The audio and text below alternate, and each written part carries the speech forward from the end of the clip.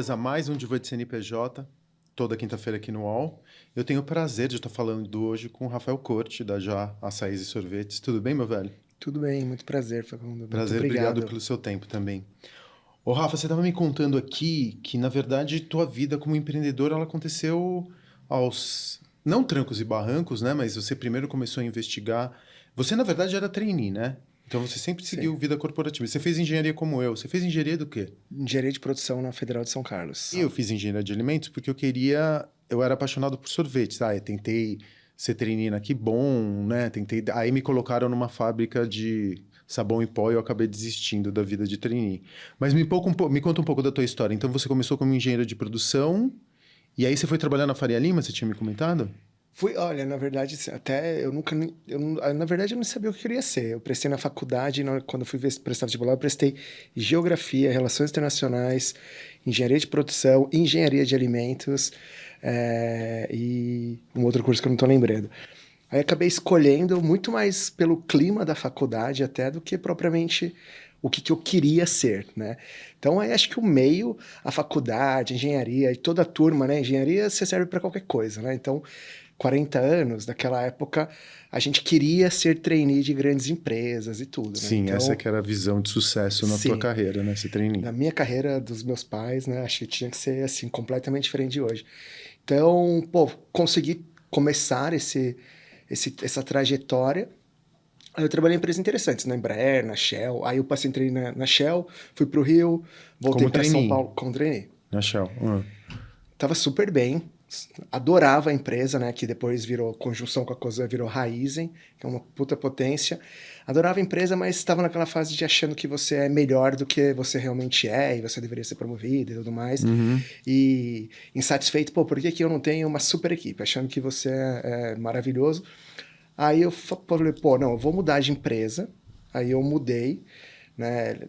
Fui para uma outra empresa que não me identifiquei tanto, comecei a ficar descontente, falei assim, não, agora então eu vou tentar empreender. Aí que foi que eu, Mas você chegou a ser demitido? Não, você pediu demissão. sim, para mim acho que foi um ato de prepotência e rebeldia até, sabe? Acho porque eu falei, não, eu vou mostrar que eu já estou preparado para ter um negócio grande. Então, eu não comecei tendo uma franquia, né? Eu convenci minha família a adquirir uma master franquia de paleta mexicana, né? Que teve um boom. Sim, eu me lembro, faz uns 10 anos, Foi, talvez, né? exatamente. 12, 13 anos. Aí, comprei uma master franquia de paleta mexicana em Minas Gerais. Então, foi por isso que eu fui lá para Minas. Deu tudo errado, porque o produto não se sustenta. A paleta mexicana é picolé. Eu aprendi franquia da pior maneira possível. Eu cheguei a inaugurar lá 10 lojas 10 lojas? de paleta mexicana, montei uma fábrica de picolé que funciona até hoje. Então hoje já tem duas fábricas, né? Uma em Sorocaba e uma em BH. A de BH é aquela que a gente começou. Então não recebi visita da franquia, não recebi manual, não recebi. Eu fiz as 10 inaugurações sozinho. Você era um master franqueado, isso quer dizer que você tinha um território onde você tinha uma obrigação de abrir um determinado número de lojas? Não. Eu não tinha obrigação, mas toda loja que eu abrisse em Minas, eu forneceria os produtos e eu ganharia um percentual da taxa de franquia na entrada. Então eu tinha total interesse no desenvolvimento da região, né? Então eu E fazia como tudo. tuas habilidades como engenheiro, assim, no mundo corporativo, a gente acaba. Eu, pelo menos da minha experiência, não sei se foi assim com a tua, mas a gente perde muita energia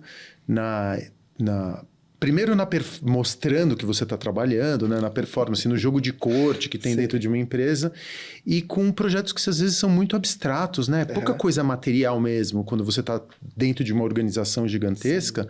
Os teus projetos você quase não enxerga, porque você faz parte de você é uma engrenagem numa máquina muito complexa. O que da tua experiência pregressa te ajudou na hora de você empreender? Teve alguma coisa? Olha, na hora de empreender, eu acho que de empreender, acho que eu vou separar em fases. Acho que me ajudou em montar um business plan para convencer as pessoas que deveríamos apostar um caminhão de dinheiro para comprar uma master franquia e ir para Minas Gerais, sendo que eu não tinha nenhuma experiência, não tinha nada. Então aqui me ajudou. Essa experiência corporativa e esse jogo todo me acho que me ajudou. Então, o terceiro motivo, né? Eu falei, olha, o negócio não se sustenta, a franquia não era dar certo. E o terceiro motivo foi que eu não quero empreendedor. Eu demorei muito para virar a chave de executivo para empreendedor e quebrei pior do que eu deveria ter quebrado. Né? Porque acho que quando você é um executivo de uma empresa ou trabalha numa grande corporação, você é sempre uma conta de partida. Então, se eu tenho 1 milhão, eu gastei 999 mil, eu fiz o meu trabalho. O problema é o do outro, como que você comentou, né? Eu fiz a minha parte, pô, tô bem aqui. Agora, o que eu não aprendi e demorei para aprender, porque eu não tenho um background de empreendedorismo na minha família, né? Então, é que empreender é uma conta de partida todo dia, é caixa zero todo dia, né? É você fazer o resultado, é você correr atrás. Você só tem certeza que os boletos vão chegar. Você não tem certeza se vai vender. Você não tem controle, né, sobre se o cliente vai comprar ou não, está disposto a pagar o preço ou não, que vai fazer. Então, essa parte, né, desse background corporativo não me ajudou nessa parte, mas aí me ajudou numa terceira fase, que foi quando eu conheci o meu sócio, o Diego, lá de Lafayette, que fundou o Já. E aí a gente... a gente começou... E foi interessante, né? Porque, contando a longa história curta, eu quebrei legal mesmo. Saí vendendo... Você perdeu muito dinheiro? Muito. A gente ficou devendo, na época, 1 milhão e tantos mil reais. E minha família falou, olha, volta para São Paulo, você tem uma carreira aqui e faz... E a fábrica? Então, aí eu entrei no modo orgulho inconsequente. Eu falei assim, eu tenho uma fábrica, eu não volto para São Paulo dando errado. Eu vou fazer o que for possível. E eu fiquei muito ofendido que minha família falou assim, pô, porque a gente tava colocando dinheiro todo mês, né? Eu fiquei ofendido, falei assim, pô, como assim volta? Eu tô aqui trabalhando 24/7, brinco que eu dormia, que eu morava numa casa minimalista, literalmente o sofá e uma TV no chão. Não tinha mais nada, nenhum móvel, tô aqui me entregando, como assim as pessoas vão parar de acreditar, né? Aí eu cheguei a pegar dinheiro emprestado com um funcionário meu. Com funcionário, cara? Com um funcionário. Ele tinha porque ele tinha morado na Itália, né? Então eu peguei pouca coisa, não é muito não, porque não tinha, né? Eu raspei tudo que eu tinha. Aí eu cheguei a comprar 8 freezers. Então eu paguei 4,5% de juros ao mês para esse funcionário. Entrei no modo completamente loucura. Eu falei, agora eu vou fazer esse negócio dar certo. Não volto, sai. Aí eu comecei a vender freezer para qualquer lugar. Mas aí, peraí, deixa eu entender o processo. Então, você quebra. Eu quebro. Você rompe com o franqueador ou não? Sim, porque o negócio lá, na verdade, eu e todos os franqueados, a gente entrou com um processo contra o franqueador, porque ele não tinha cumprido nada. Né? Eu não recebi treinamento, eu não recebi visita, não tinha marketing, não tinha nada. E aí então foi um aprendizado reverso, né? Esse foi um ponto interessante e que valeu muito, né? Porque assim, hoje, aí eu fui aprender, porque franquia é algo muito bom, muito bonito. Franquia, quando bem feito, é um ganha-ganha. É um doando o que se tem de mais importante para o outro. Seu tempo para você concretizar o sonho junto. Né? O sonho da franqueadora é construir uma marca e o sonho do franqueado é construir um negócio a sua vida através da marca. Então, as abordagens, o top-down e o bottom-up, eles se cruzam para fazer dar certo. É óbvio que, como todo relacionamento, isso é complicado. Por um outro lado, quando você está empreendendo, eu sempre achei assim, quando você monta a franquia... o lance do empreendedorismo para mim é aquela concretização de uma visão que você teve, né? Você tem uma visão e você vai articular diferentes tipos de energia para que essa visão se concretize. Quando você está montando uma franquia, né? Quando você compra uma franquia, a visão já está dada. Sim. Né? Então você já tem uma latitude pequena ali para você conseguir, ou zero, para você conseguir adaptar o produto à tua região. Mas os riscos também são menores, porque grande parte das vezes é um modelo controlado, né? Lógico que tem risco como qualquer coisa que você faça na vida, mas ele é mais contido. Então eu acho que é uma ótima porta de entrada para depois você aprender com todos os processos e eventualmente você montar uma própria marca ou você, enfim, desenvolver seu próprio negócio. Eu acho que é uma faculdade. Muito assim. Franquia, né? Hoje, se eu fosse começar, talvez eu seria um multifranqueado, sabe? Porque franquia, se você for um bom gestor e você tiver diversas franquias, você consegue ser muito bem sucedido. Acho que você é um super exemplo disso. Empreender não é para todo mundo, não é fácil, né? Você tomar risco, você ser toda hora desafiado. Franquia, uma franquia séria, é você fazer o playbook bem feito. É você operar. A franquia, quando você recebe suporte de marketing, você recebe suporte no dia a dia, recebe formação, inovação de produto de desenvolvimento, seu papel fica restrito, que não só é isso, né, que é o mais importante, mas a operar, a encantar o cliente, a levar experiência para cada cliente. Então você tem tempo de qualidade, você tem ferramentas para fazer o seu negócio dar certo. Né? E você tem com quem dividir. A franqueadora tem que fazer um papel de psicólogo também, porque empreendedor é um cara muito sozinho. Né? E pensa pequeno, grande, tudo assim, quando você é a última hierarquia da tomada de decisão do negócio, seja ele que tamanho for, você é sozinho, você fica querendo, meu Deus, eu quero uma ajuda. A franqueadora consegue fazer esse papel, porque hoje a gente tem 180 unidades, né? A gente consegue, durante 12 anos que a gente tem só eu, né, o meu sócio 16, a gente já viu muita coisa, né? E a gente vê que os ciclos se repetem. Né? Existe um caminho para fazer dar certo, existe um caminho que não adianta, que não vai dar certo, né? Não adianta você terceirizar. Você quer fazer? Tem que fazer, né? Então, E sim, né? Voltando ao que você colocou, eu aprendi o que é franquia da pior maneira, mas foi, acho que, a maneira mais verdadeira. Né? Porque... E aí eu fui descobrir, né? Porque franquia é um sonho. Né? As pessoas não compram uma franquia. Você paga dezenas de milhares de reais por uma taxa de franquia que você não recebe nada para trabalhar. Você compra um sonho de ter mais liberdade, de você ter mais controle, ter mais autonomia, de poder escalar. Só que e também aprendi a duras penas que hoje acho que menos, mas mais de 30% na época que eu entrei, em 2013, mais de 30% das franqueadoras nunca tiveram o seu negócio. Então, franquia é algo muito bom, só que tem que ser tratado com muita responsabilidade e nem todo mundo faz isso. A franqueadora, um negócio tem que ter um diferencial competitivo de verdade, tem que ter alguma coisa única, tem que ter escala, tem que ter vantagens de custo, de marca, enfim, o que seja, né? Então, quando tem isso, é algo muito, muito, muito interessante. Legal. E aí você estava falando que a empresa quebrou, você tinha a fábrica, era uma fábrica pequena? Era. Uhum. Era uma fábrica pequena e você desenvolve a sua própria marca? A gente sim. Aí eu desenvolvi minha própria marca, que foi a Penguins, tanto que você vai olhar lá atrás, nas primeiras publicações do Já, né? Tem o Já e tem a Penguins. Porque aí como que eu conheço o Já? Eu saio vendendo picolé, né? Do Penguins, dos pinguins. E aí vejo, andando por dentro de Conselheiro Lafayette, eu vi 2 lojas. Aí eu falei, opa, se eu... 2 lojas, uma próxima da outra? Do Já, 2 lojas do Já, né? Eu falei, opa, se eu conseguir colocar um freezer aqui, eu coloco 2. Aí eu entrei lá para esperar, né? Falei, olha, por favor, vocês teriam interesse. E naquela época era interessante, né? Porque acontecia em São Paulo, 2 anos depois acontecia em BH, e 2 anos depois de acontecer em BH, aconteceria em Lafayette. Hoje... tudo online, né? Uhum. Deu certo, o meu sócio estava procurando uma novidade, porque as paletas tinham chegado um ano antes em BH, aí colocou o freezer lá, e eu nunca tinha experimentado o açaí, então foi a primeira vez que eu experimentei açaí. O açaí clássico mesmo? Você nunca tinha experimentado? Nunca. Açaí parece algo tão... Hoje minha filha, né, você tem 6 anos, os amiguinhos dela, todo mundo consome açaí, mas eu fui...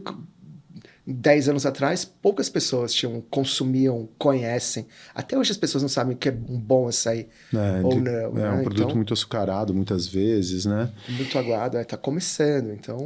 E apesar de ser hoje em dia 60%, acho que 50 e tantos por cento do consumo de sorvete ou produtos gelados no Brasil é açaí, né?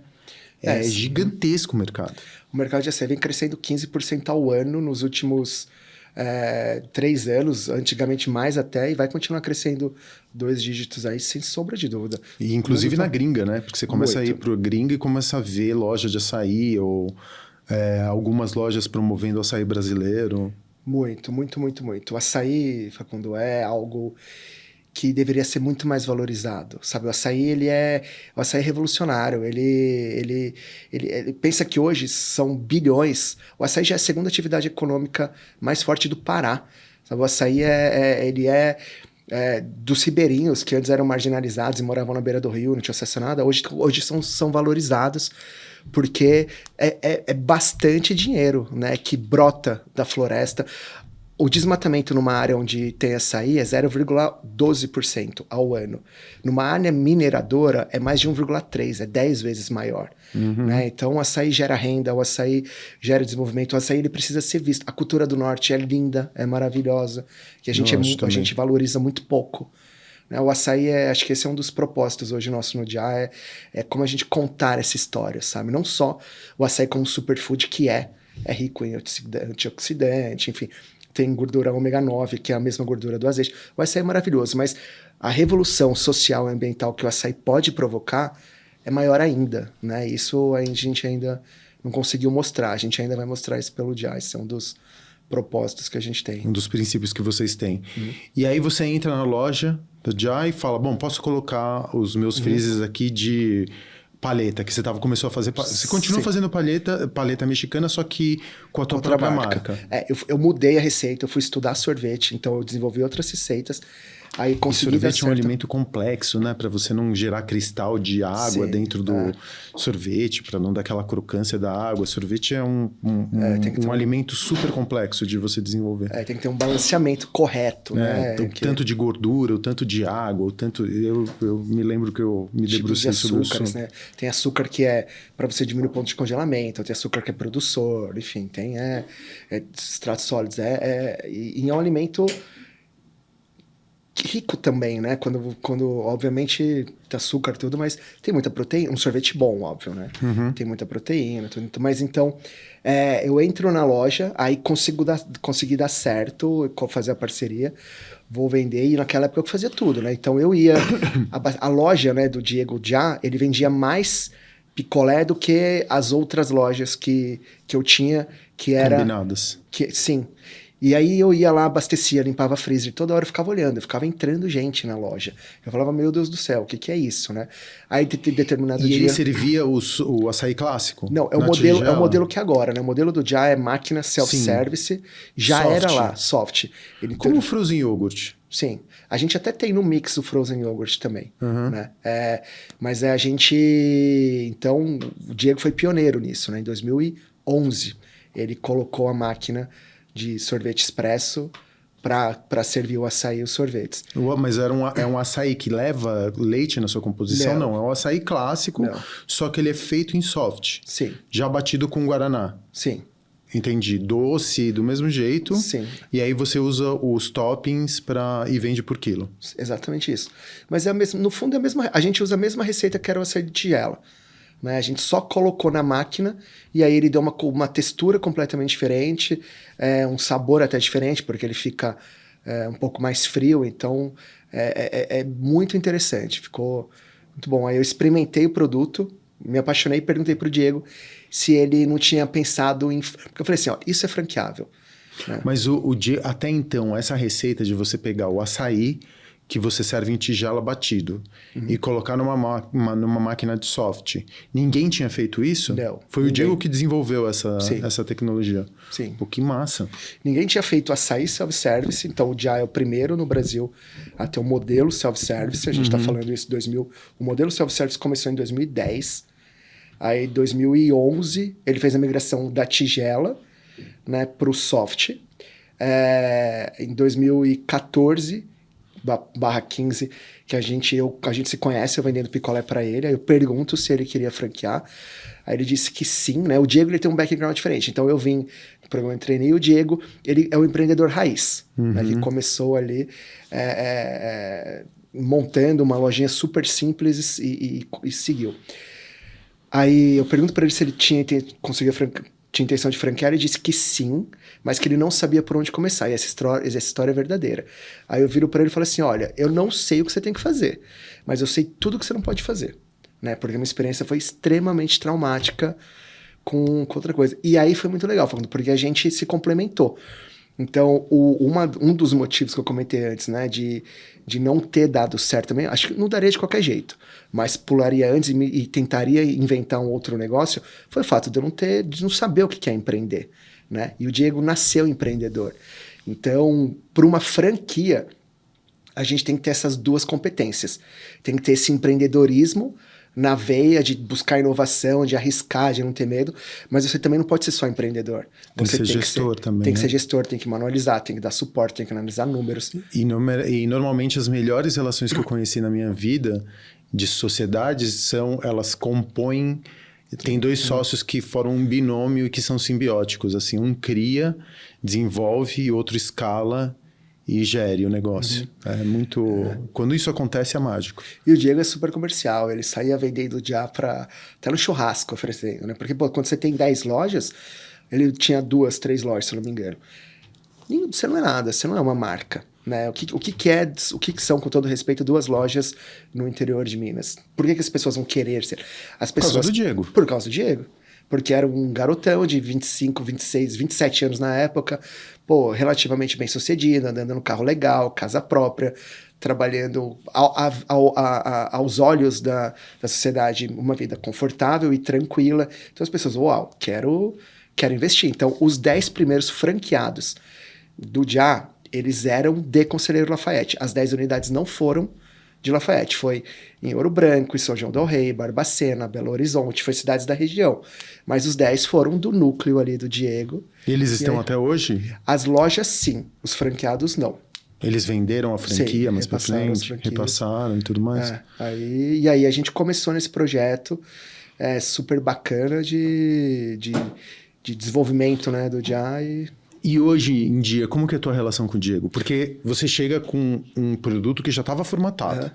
Você obviamente que você vai e apara as arestas para esse produto ser franqueável e explodir, né? Hoje vocês estão com 200 lojas, se não me engano, né? Sim. Mas você está lidando com limites de produto que já foram estabelecidos pelo Diego. Como foi essa relação logo de largada? Sempre foi boa? Sempre foi tranquilo? Não? Já teve momentos difíceis?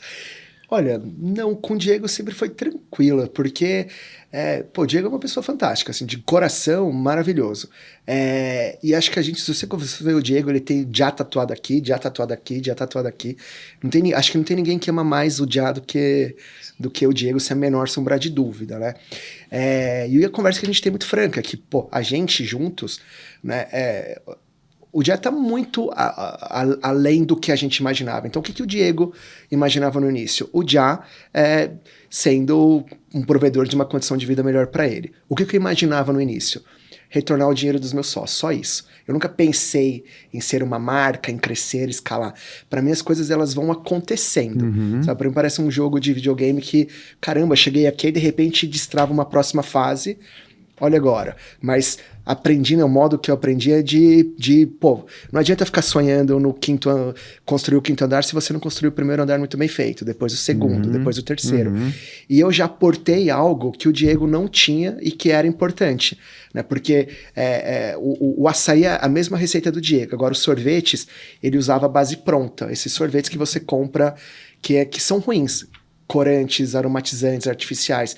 Então, como eu tinha uma fábrica... E naquela fase eu tava... Pensa, né? Volta que eu tava quebrado e o Diego lá, nossa, super bem sucedido. Eu falei, eu preciso estudar e ter alguma coisa a oferecer pro Diego, né? Porque senão ele não vai querer fazer alguma parceria, alguma sociedade. Então eu fui estudar sorvete, fazer os balanceamentos, as receitas. Então, você pega as receitas do Já hoje... A gente não usa corante, saborizante, aromatizante. Todas as receitas são únicas. Então, chocolate belga, a gente usa cacau Barrique Callebaut, leite ninho de verdade, né? São frutas, os sorbetes são frutas. Não tem nada tipo alguma coisa, né? Então, todas as receitas são únicas. No seu balanceamento de açúcar, extrato seco, extrato sólido do leite, tudo, né? Você contratou um consultor para te ajudar nesse processo? Eu fiz um curso, eu fui estudar com... Você que desenvolveu as receitas? As primeiras. Agora a gente tem o Gabriel que desenvolve melhor ainda, né? O menino é um gêniozinho, né? Já tá conosco há 5 anos. E ele cuida de pesquisa e desenvolvimento de novos produtos. Hoje sim, tá à frente. Isso que é legal, porque hoje os produtos do Já estão... Eu entendo, sei fazer, mas estão num nível muito melhor que o meu. Quando você entra numa loja da Já, você tem acesso a... Quais são os produtos que você oferece? Esquece os toppings. As bases são o quê? O açaí, o frozen que você comentou, que mais? Olha, no Já, a gente procura... tanto que a nossa missão, né, é desenvolver um negócio, né, de negócio numa loja de açaí e sorvetes rentável para o franqueado, fornecendo produtos de excelente qualidade e os custos-benefícios para o cliente final, né? E a nossa visão é sermos percebidos como a melhor marca e franquia de açaí e sorvetes. Agora a gente mudou, né, do mundo para até 2030. Por que eu tô falando isso? Porque a gente espera ser a melhor opção para qualquer tipo de cliente. Então, se você é diabético ou tá em alguma restrição alimentar ou quer um produto sem açúcar, a gente tem o açaí zero, a gente tem o frozen iogurte zero, a gente tem o chocolate belga, que é duplo zero, sem lactose, sem açúcar, mas à base de leite. Se você é celíaco, a gente tem opções sem glúten. Se você quer um produto um pouco mais tradicional, açúcar, você tem o leitinho, você tem o danoninho. Se quer algo mais frutado, você tem sorvete de maracujá com manga, que é fantástico, frutas vermelhas. A gente tem a linha dos picolés, né? Então, assim, esses são sabores que eu falei que você consome na máquina, você pega, serve lá. Como se fosse aquelas franquias de Frozen, né? Que Exatamente. você tem todas as bases. Hoje uma loja normalmente tem quantas bases? 8. 8 bases, e que atendem diferentes necessidades alimentares. Tudo. E açaí é o carro-chefe. Açaí é o carro-chefe. O açaí, a gente tem 8 produtos, 2 são açaís, o açaí e o açaí zero. E o açaí representa 35%, 40% do total, né? Os outros 6 sabores representam o restante. E aí você serve isso tudo num pote, aí você passa pela base de toppings, né? Pela estação de toppings, vai colocando os toppings e pesa no final das contas e paga por peso. Exatamente, isso que é bacana. Porque se você quiser muito, você coloca. Se você quiser pouquinho, você coloca, né? Se você quiser... por isso que a gente fala para todos os momentos. A gente tem também, se você quiser consumir em casa, os potes de 150 ml, 500 ml, 1,5 litro, 2 litros, que aí para um outro hábito de consumo, né? Que você pode... Que a gente quer que o nosso franqueado trabalhe isso também para parcerias. Pode fazer parcerias com evento, com festas. Então a gente vem desenvolvendo no dia a gente tem 4 frentes de atuação. A loja... O que a gente quer, né, na nossa loja física, essa experiência que você falou. Das 200 lojas, quantas são próprias? 2. E por que você mantém as lojas próprias? Porque se você não souber operar, Primeiro que a gente tem que... O nosso escritório aqui em São Paulo, aqui na Teodoro, pertinho, ele fica em cima de uma loja. Acho que isso, para mim, é um sinônimo de que a gente tem que se manter humilde e tem que ver o quanto é difícil operar a loja todo dia. Porque senão é muito fácil você ficar na arquibancada apontando o dedo pro franqueado que não tá fazendo. Você é muito voltado pro franqueador, né? Pro franqueado, quero dizer. Sim. Você leva ele muito em consideração o tempo inteiro, né? Você coloca ele no centro do teu... Na verdade, eu sei que você tem 2 grandes clientes, né? Que é o consumidor final, mas também o franqueado é muito importante, tá na tua cabeça o tempo inteiro, né? A gente fala que a gente não trabalha no organograma funcional. Nosso primeiro organograma tem que ser o organograma do propósito. Pensar num círculo, que é o cliente no meio, aí é o franqueado ao redor dele, aí ao redor dele tem a área de operações, que é o nosso time que dá consultoria e suporte, e a área de expansão, que é quem abre novas lojas, e ao redor dessa outra área são as áreas de suporte, marketing, RH, tudo. Então, por quê? E aí a gente tem que ter esse vai e volta sempre, né? Por quê? Porque a gente fala, franquia, eu aprendi isso, né? E vivo isso, né? Franquia, muitas vezes é muito ego. As pessoas falam assim, nossa, temos 200 lojas. Você pode falar que você tem 200 lojas, como você pode falar que você tem 200 patrões. Ou 200... Você é muito simbiótico, né? Então, e você não tem controle sobre as unidades. Franqueado, relacionamento de franqueado não é pedagogia, né? Que você fala criança, não faça. É andragogia que você tem que influenciá-lo para que ele chegue onde ele precisa e ele só vai chegar por decisão dele. Né? Ele não vai chegar com você falando. Então, mas isso também tem limites, né? Quando ele começa a mudar o mix de produto... Não pode. Não pode. Não pode, não. Você já teve problemas do tipo? Sempre vamos ter. Somos seres humanos, né? Então, é uma relação sempre tensa, né? Os franqueados te procuram diretamente? Olha, a gente participa, todo mundo do JA a gente tem um fórum do franqueado, que é um grupo de WhatsApp, que tá todo mundo sabe. A gente tem, eu não participo de todas as reuniões, mas todos os franqueados têm meu número. Se quiser me chamar, chama.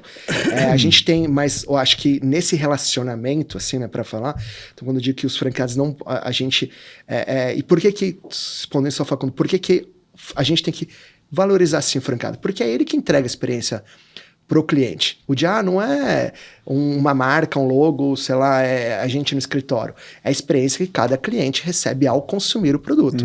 Então, quem entrega isso são os colaboradores das lojas, são os franqueados. Por isso que a gente tem que ter, sim, todo cuidado para isso.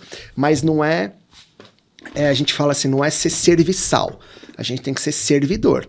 Né? O direcionamento... Para os meus colaboradores também. O direcionamento, a regra, ela é única. Não é uma anarquia e nem uma democracia. Às vezes franqueado acha que franquia é democracia. Não é. Senão a gente teria 200 jazz, cada um faz o que quer. A regra ela tem que ser única porque franquia é soma vetorial. Se todo mundo trabalhar na mesma direção, e jogo ganha-ganha, né? Não é você ganhar 100%. Se você ganhar 100%, alguém tá perdendo. Né? Ela tem que ser um relacionamento que a soma não vai dar 2 porque a gente não vai estar no máximo, mas que vai dar 1,80 se colocar dois 100% aqui de cada lado. A gente vai ser 90%, 80% de cada um, e que é muito mais do que você conseguiria sozinho, porque sozinho você vai no máximo 100. E aí, na hora que você vai potencializando, e a gente tem inúmeros exemplos, né? As inaugurações que a gente vem fazendo, esse mês a gente inaugurou 5 lojas. Colíder, Mato Grosso, Jaraguá do Sul. Você vai em todas? Não dá mais, né? Mas assim, a gente inaugura com um canhão de venda, né? Vendendo mais de 10 mil reais no mesmo dia. Por que isso? Isso é mérito do franqueado que tá lá? Também. Mas é muito mérito da franqueadora, que dá todo o suporte. É muito mérito dos outros franqueados, que consegue trazer essa experiência, né? Esse alcance, essa reputação de marca ali localmente também, que obviamente reverbera nas novas inaugurações. Então, o nosso papel como franqueadora não dá para flexibilizar e achar que temos a mesma voz. Não temos a mesma voz, não estamos no mesmo local de fala, franqueado e franqueadora. Não temos as mesmas responsabilidades, mas estamos brigando pelo mesmo objetivo. E o grande desafio é fazer todo mundo entender isso todos os dias. Porque você, acho que sabe muito melhor que eu, Facundo, o dia a dia operacional de um restaurante, consome. Você chega e você já é sufocado com um monte de problema.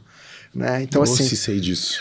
Nossa senhora, pelo amor de Deus. Aí no teu plano de expansão apareceu a Alemanha recentemente, né? Quando foi que você foi para a Alemanha? A gente inaugurou no dia 8 de junho agora. Nossa, muito... E como que foi? Da onde que surgiu a ideia de você ir para a Alemanha? Alguém te procurou? Como que foi a história? Olha, eu não queria ir para fora. Né? Porque para fora, para mim, destravar uma nova fase, né?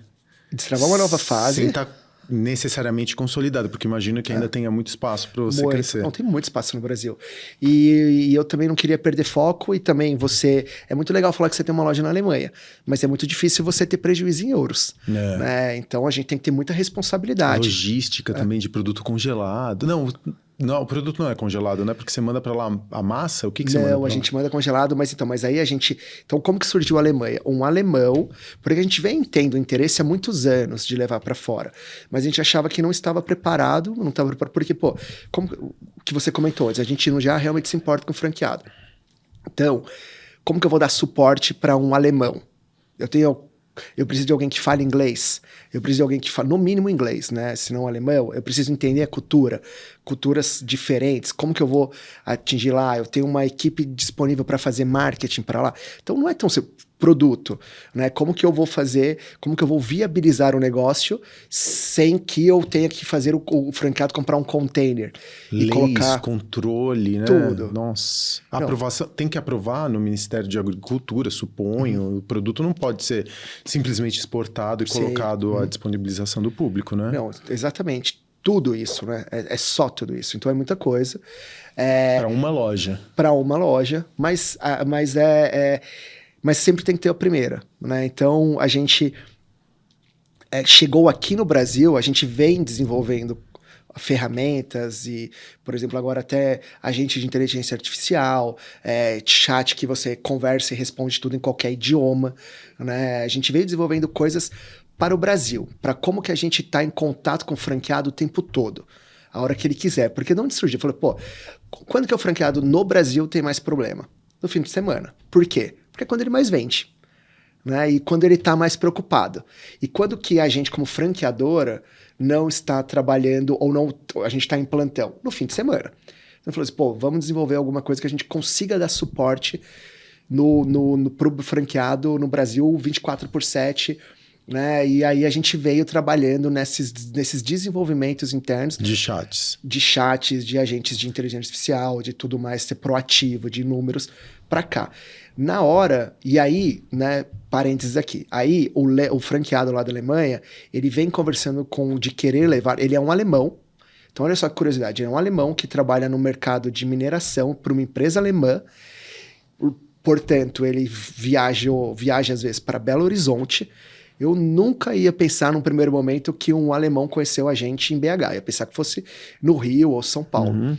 Mas ele conheceu lá e aí ele queria fazer 1 ano e tanto que ele vinha conversando para levar o dia para lá, estudando. E a gente não dando atenção. Mas a gente também, em paralelo, a gente veio se desenvolvendo nos últimos 2 anos. A gente tem um parceiro em Portugal que já estava organizando, entendendo a cultura. Então, o nosso açaí, a gente desenvolveu uma fábrica que faz a nossa receita lá. E aí ele vende, compra produtos para 15 dias, então você tem um fluxo de caixa. Então você já tem uma fábrica na União Europeia. Uhum. E como que você encontrou essa fábrica? Através de parceria com o nosso fornecedor de polpa de açaí aqui no Brasil. Porque a gente compra de 2, 3 fornecedores só, não compra aberto, né? Até para manter a qualidade e tudo.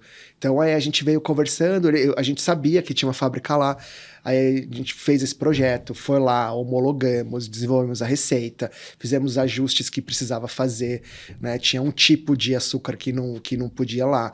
A gente estudou, ajustou, fez tudo, desenvolveu todo, e aí com IA e com tudo mais, a gente desenvolve toda a capacidade da suporte. Então a gente consegue dar suporte em alemão, japonês e inglês quando o cara acorda, né? Que é quando ele acordar aqui, lá são 2 horas da manhã aqui.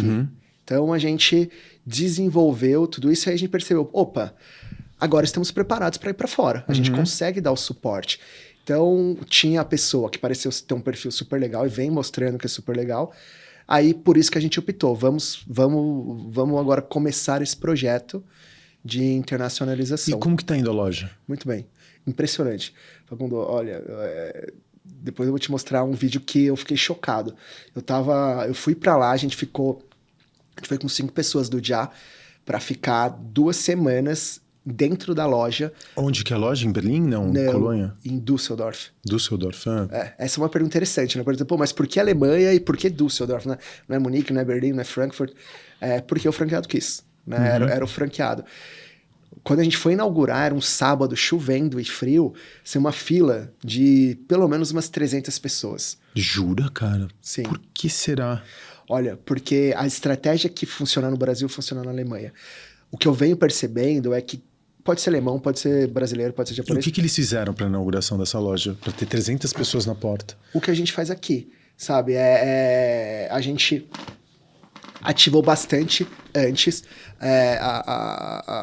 a cidade, então a gente distribuiu degustações em diferentes locais, a gente teve parceria com influenciadores para divulgar, né? A gente fez num primeiro dia 50% de desconto, que é o que a gente faz aqui, né? Então isso deu um boom, ativou, né? Eu sempre falo que não existe vender, né? Você vende algo para alguém que quer determinada coisa em determinado momento. Então você precisa entender isso.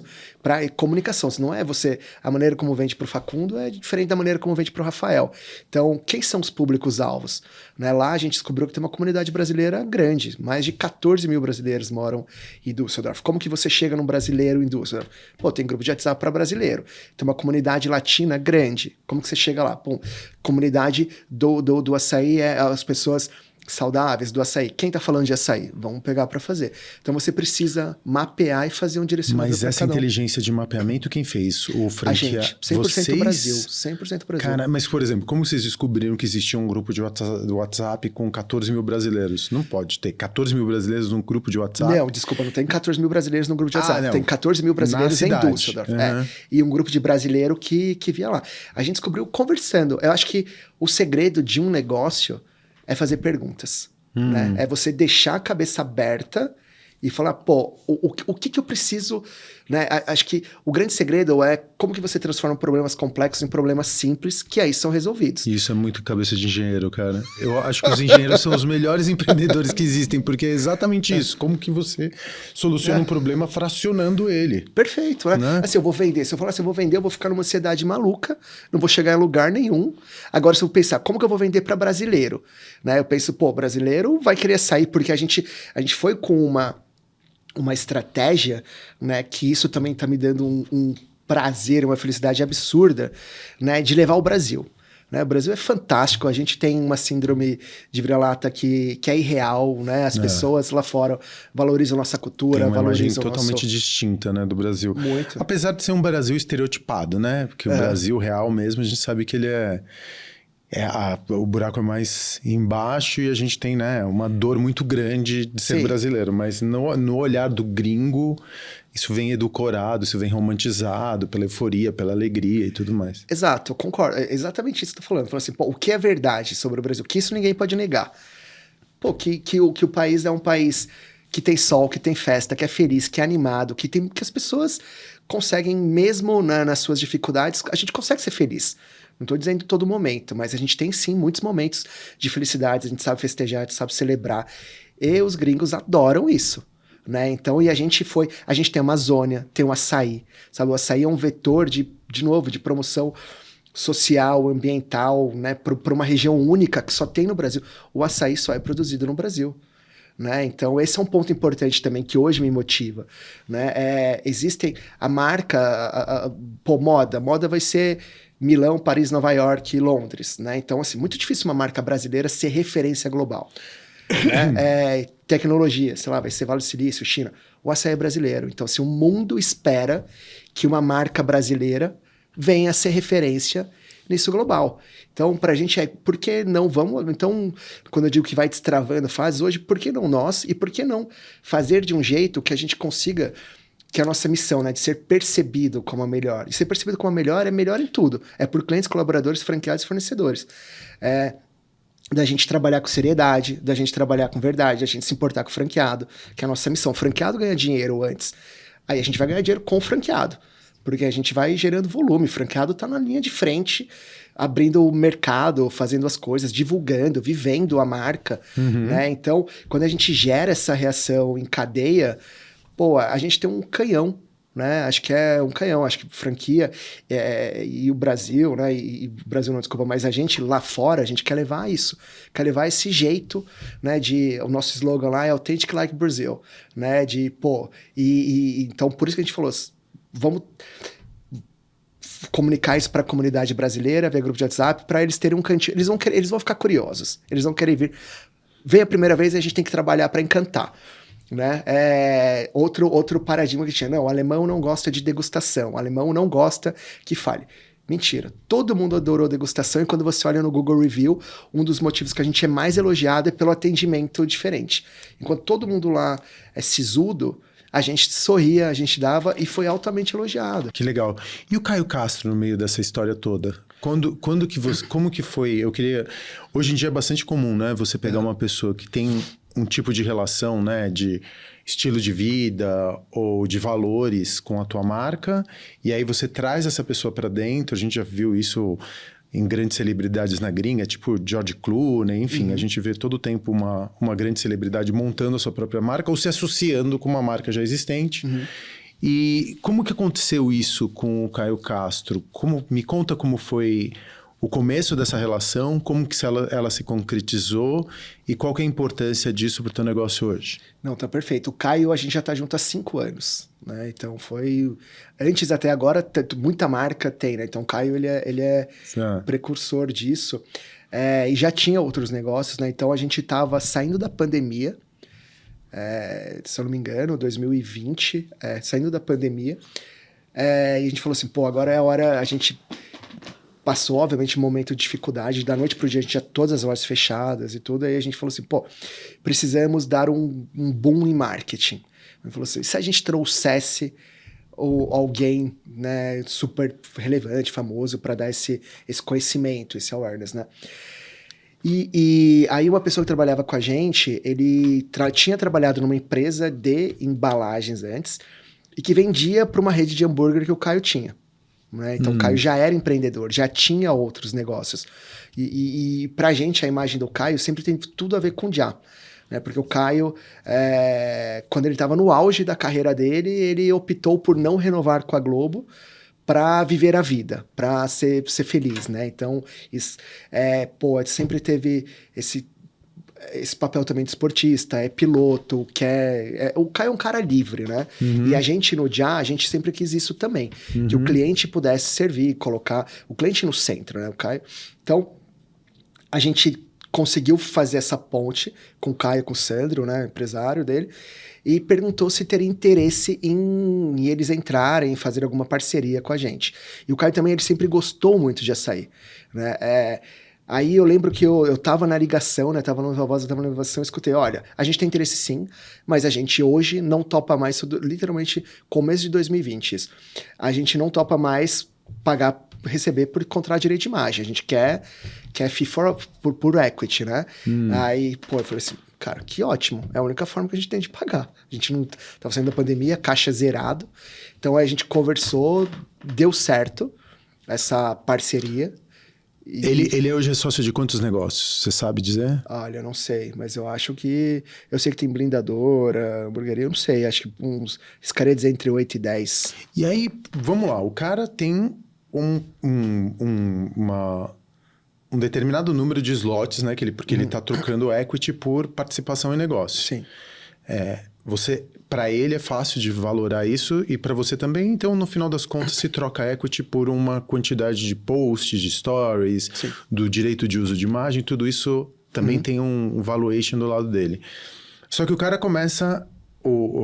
A celebridade, ela tem também um número de disparos, um número de canais que ela pode comunicar ao longo do dia. Quando tem 8 negócios, como que você sabe que ele está dando atenção para o teu negócio e não está dividindo o canal de comunicação dele muito a ponto de já não atingir o cliente final, porque já começa a virar um tiro de bazuca, né? Sim. Eu não sei se a minha pergunta está clara, mas como que você controla... Eu sei que ele tem que fazer um determinado número de posts e um determinado número de stories ao longo do contrato, ou um determinado número de aparições, participações, de abertura de loja e tudo mais. Uso de marca, você usa a marca dele dentro das lojas? Não. Sim, a gente tem um totem dele. Um totem dele dentro das marcas e tudo mais, das lojas. Mas como que você consegue aferir essa relação? Porque você deu equity. Como que você consegue aferir? E se essa relação não funciona? Olha, eu acho que sempre o acordado não sai caro. E tomar qualquer tipo de decisão dessa é você tomar uma decisão um risco. Arriscada, né? Porque o cara tá no teu equity. Pros dois, né? Pros dois também, porque Pra ele não é tanto, cara. Porque no final das contas, o que ele perdeu? O post? Não, esse é o negócio. Não, é porque... Mas ele pode... Eu concordo 100% com o que você tá dizendo, mas ele também é um produto, né? A imagem Caio Castro, que você usa... O que você usa pro Já é tempo, espaço, que você deixa de monetizar para outra empresa, para outro negócio também que ele pode vender. Não, tudo bem. Então eu acho que no final das contas, sei lá, eu imagino que tenha riscos para todos os lados. Vamos supor que a celebridade, vamos pensar em produtos, tá? Ele também tem seu equity, né? Ele tem também o seu valor. Faz alguma cagada na vida pessoal. Não, aí você tem que ter um contrato que sai do contrato, né? Como um contrato de sócio normal. Mas aí ele tá dentro do CNPJ? Sim, ele vai... Não, agora a gente tá entrando, a gente fez os 5 anos, agora tá entrando dentro do CNPJ. Mas a gente sempre teve acordo, né, que isso tava bastante explícito, quais eram as regras e direitos e deveres. Deve ser difícil, cara, deve ser muito complexo, porque o cara, sim, tem que andar muito na linha, né? Não pode fazer nenhuma cagada porque ele coloca tudo em jogo, inclusive a tua imagem. Porque é muito mais difícil você fazer alguma coisa que prejudique a imagem do Caio do que o contrário, né? Não, sem sombra de dúvida, mas também as pessoas são muito mais interessadas em ver a vida do Caio do que você vê qualquer negócio que seja, né? Ou de qualquer pessoa, celebridade. Então, acho que é ter muito claro... porque se o Caio também faz algo... O Caio, assim, tô falando dele, mas qualquer pessoa, qualquer celebridade, fizer alguma coisa assim, ele fecha as portas dele para diversos outros negócios, Sim. né? E agora você também está entrando em café, né? Pra gente encerrar aqui o nosso papo. Futuro, você colocou café dentro do mix, né? Ou como um modelo de loja. Sim. E por que o café?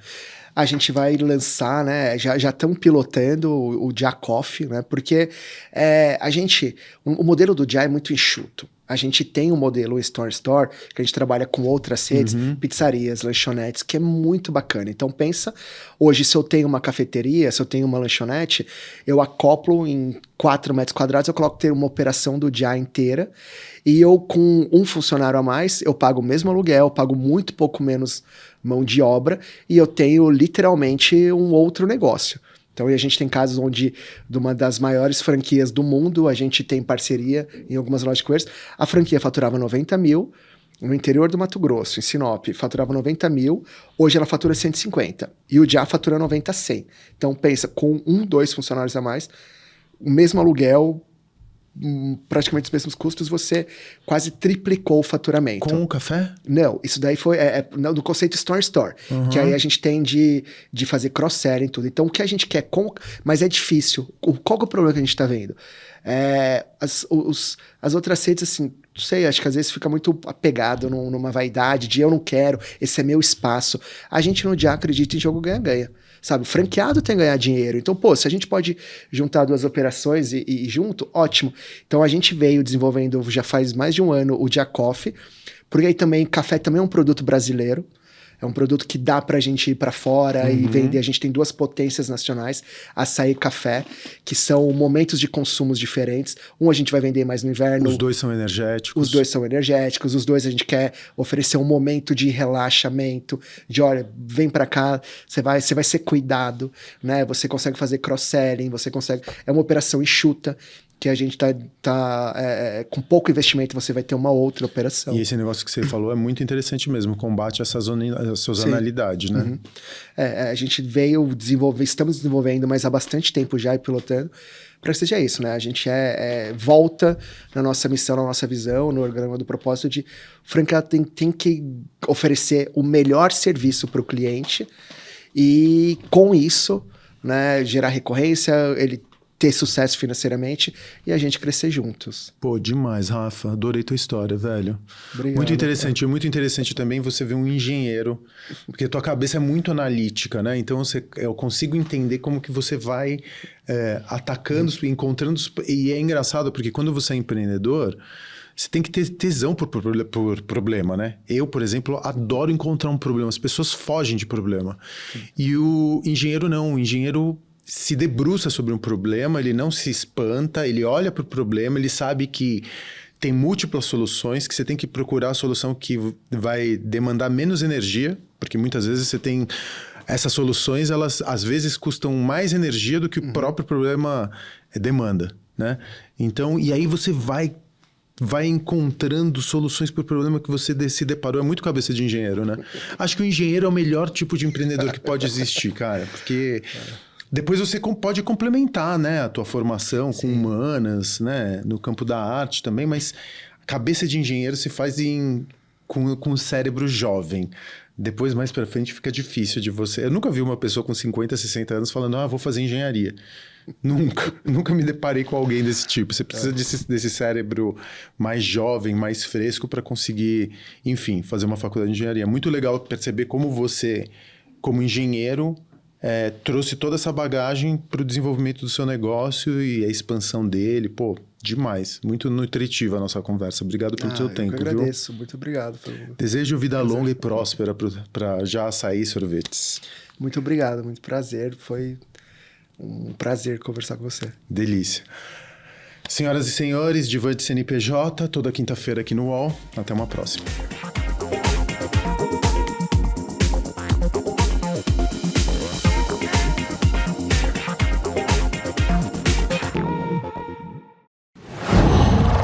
Qual?